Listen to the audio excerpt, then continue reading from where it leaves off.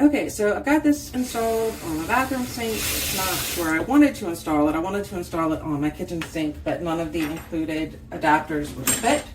But I did get it to fit on my bathroom sink. Got it installed and switched over. And it's like, yay, it works. Until my feet started getting wet. At that point, the hose was hanging down out of the sink, and at first I thought, okay, that maybe it was leaking from the connectors because I didn't have plumber's tape on it yet.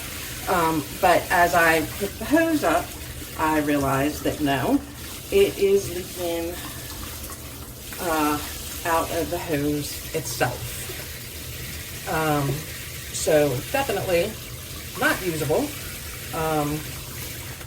Unless you want to have a huge mess on your hands.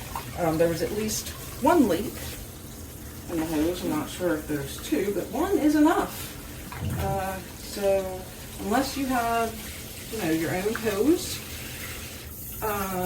that will definitely work with this, I would skip this.